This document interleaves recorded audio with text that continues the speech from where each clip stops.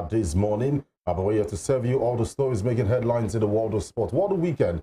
The Super Eagles of Nigeria are not just through to the African Cup of Nations in Cote d'Ivoire, but then they've qualified as first. And history was made in America as 19-year-old Coco Gauff claimed the U.S. Open title, and that was on Saturday. Absolutely. And all this and more, of course, on Sunday, Novak Djokovic made it count. My name is Joseph ATEWEH. Good morning. And I am NENGI ERNEST Ademola. Thanks for joining us on the Monday edition of Sports Spring on Western Spring Television. A whole lot to talk about, many highlights surrounding the weekend. Of course, the Euros 2024 qualifiers still up and running. Nigeria qualifying with 15 points on top of the group. Aside from that, in the world of tennis, the U.S. Open, the third, was it the third Grand Slam now? And the final Grand Slam for the year. Of course, Coco Gauff, congratulations to her. Aside from that, I'm very excited for Novak Djokovic for equaling Margaret Court's all-time record. That's 24 Grand Slam. And definitely, he still wants to do more. We'll of course, get to hear from Novak Djokovic. Aside from that, Coco Gauff and the rest of them. Welcome on board once again, where we'll start off from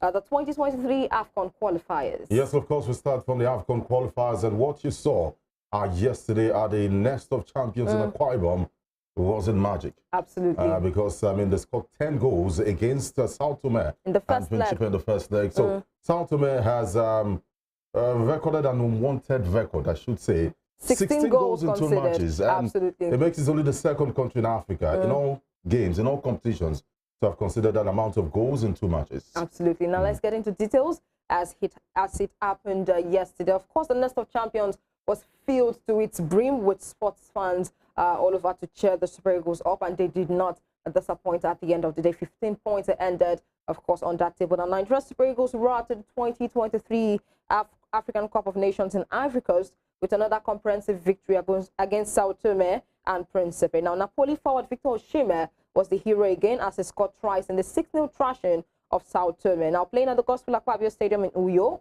the host expectedly dominated the play, and they were able to score the opening goal in the 14th minute through Osimhen, and Atlanta of Italy winger Demola Lookman, who assisted for the first goal, doubled Nigeria's lead in 28 minutes and ensured that the host returned to the locker room with a comfortable lead. Now, the second half resumed with Nigeria still dominating the game, and Nottingham Forest forward Taiwo Awoniyi, of course, he was nominated for the EPL Player of the Month also, made it 3-0 for Nigeria in the 52nd minute, and the Napoli man put the game on his head by scoring the 4th goal from the penalty spot and completing his hat-trick later in the game, while Milan winger Samuel Chukwueze completed the route in the 86th minute of the game. Well, they had a very spectacular time yesterday. At a point in time, Joseph, was trying to complain about the fact that it was boring because we were not seeing any form of play when it comes to the Sao Tome and Principe team.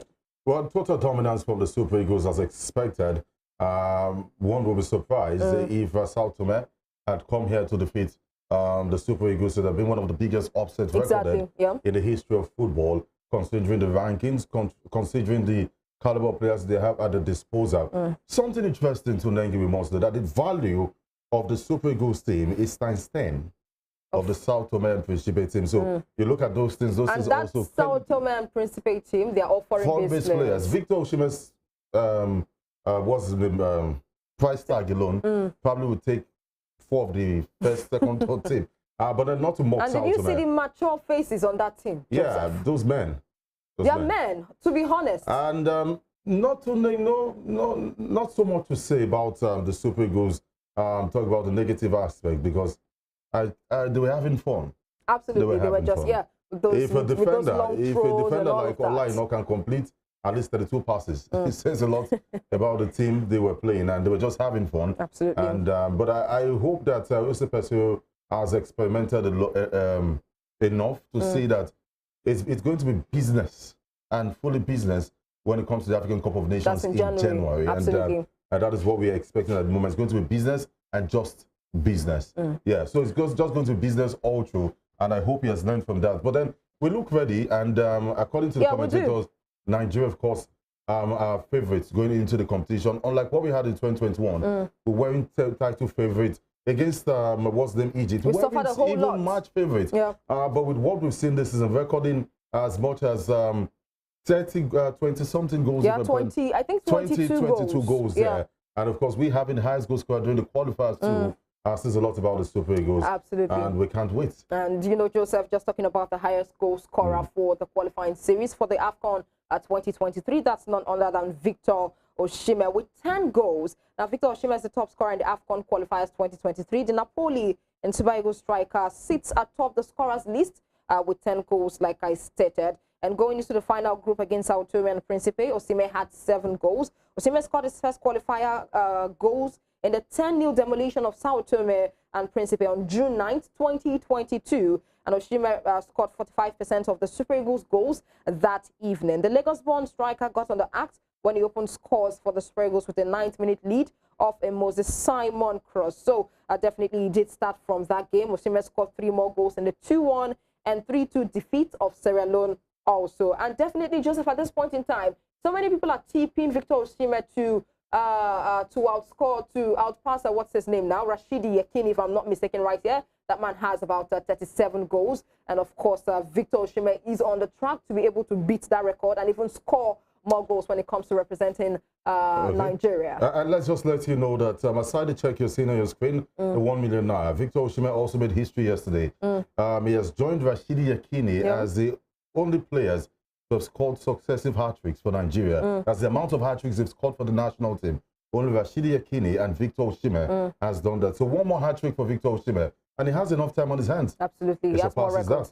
Definitely. The likes of Sadio Mane of Senegal scored 5 goals. The likes of Youssef Sakni of Tunisia also scored 5 goals. Lewis Mafota of Central African Republic, 5 goals. Patson Daka of Zambia got 4 goals. We're still talking about the qualifying series, some of the players that made the top scorers list, but they are all being led by Victor Osimhen, who has 10 goals. Peter Shaluli of South Africa has 4 goals.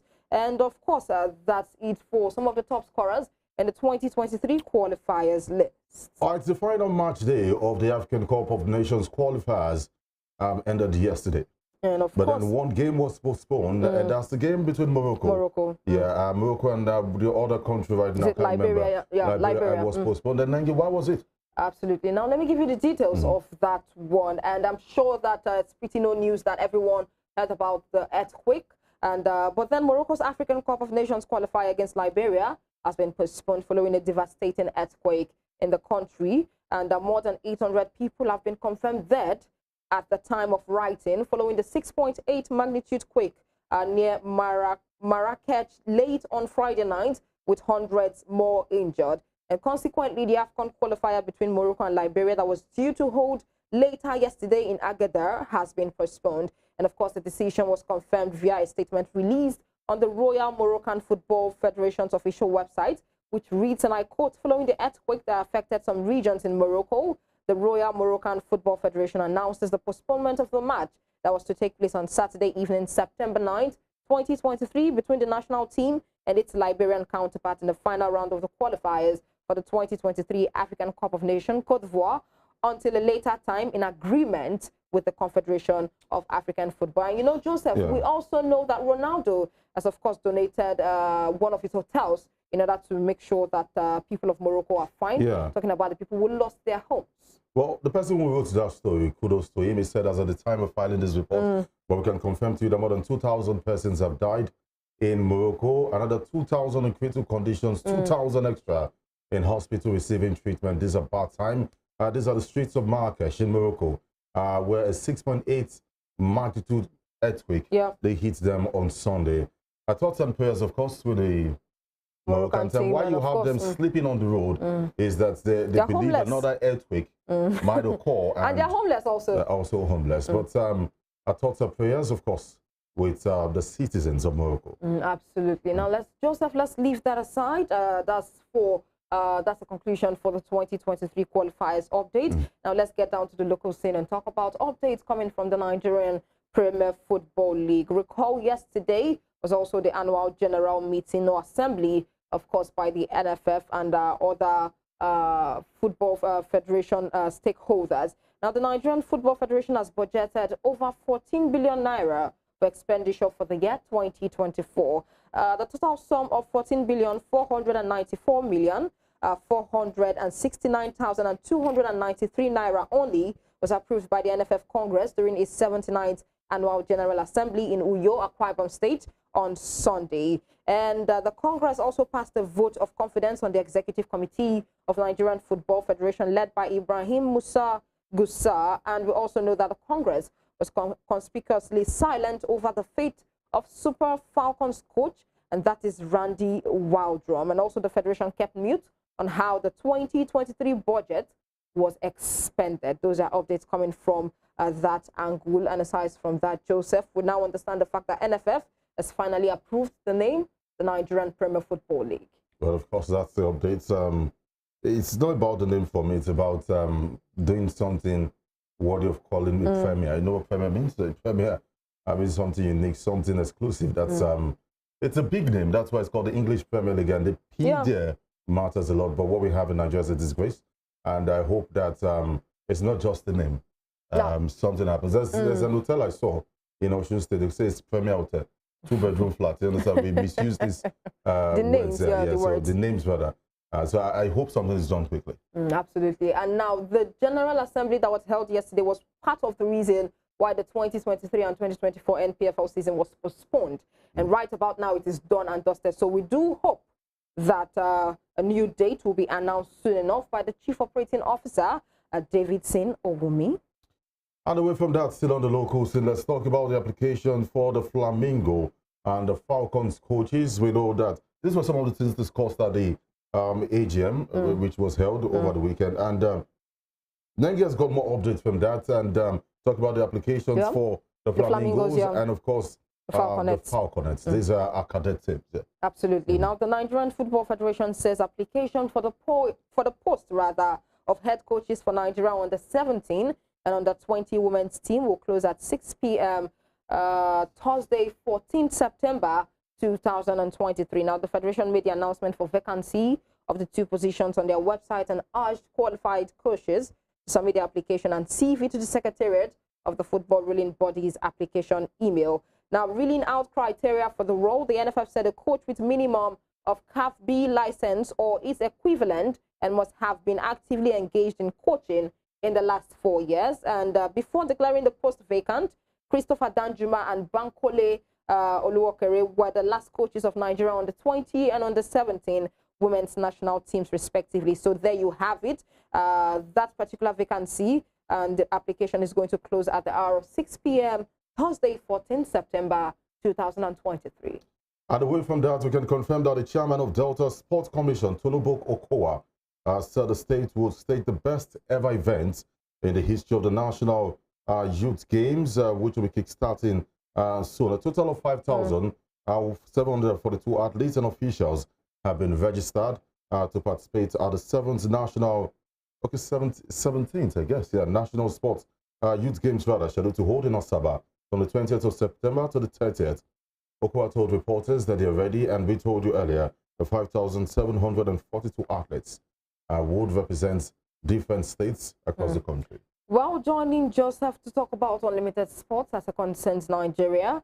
After their victory at the IHF Women's Trophy Africa Continental Fest recently, the Nigerian under-18 women handball team will now participate in the African Women's Youth Nations Championship, which will hold in Monastir, Tunisia from September 16th to 23. And in the draw ceremony held in Abidjan, Ivory Coast, ahead of the African tourney, Nigeria were drawn in Group A alongside Guinea, Algeria, and two-times champion Tunisia. Group B has defending champion and the most successful team in the championship when it comes to handball with 4 titles, and that's Egypt, 3-time finalist Angola, DR Congo, and Morocco. I tell you for sure, Group B is going to be a very stiffer challenge for each and every of these teams right there. But Nigeria will be participating for the first time in the championship after they came second in the first edition in the year 2000 in Abidjan, Ivory Coast. And the African Championship also serves as qualifiers for the 2024 IHF Women's Youth World Handball Championship. And according to the Nigerian Handball Federation, the under-18 girls team have never qualified for the World Championship, and this is an opportunity for the country to make history. And just before we go on the break here, we understand that Nigerian-born, New Zealand-based UFC fighter Israel Adesanya has promised to return stronger following his defeat in the early hours of Sunday. He lost his American opponent, Sin Strickland, who won to become the new UFC middleweight champion. All three judges called it 49-46. And Israel Adesanya has now promised that he will be coming back stronger. Absolutely. At this point in time, he was beaten. And according to the results that we saw, of course, Strickland was the winner in that one. Although Adesanya came back a bit stronger, probably in the second or third round, but then there was nothing to write home about at the end of the day. And of course, his belt is now with Strickland. And we do hope that he comes back stronger. There was a particular year we all suffered defeat when it comes to the UFC, when it comes to boxing and everything. But then, again, there's always time to, redeem his belt, redeem himself. So we'll see how it pans out to be for him. All right, you're still watching Sports Spring on Western Spring Television. That's it from the locals, and a lot of things happened over the weekend. Absolutely. Highlights of some of those games. And when we come back, Anthony might be following the path of Mason Greenwood as Manchester United have suspended him indefinitely. We'll be back.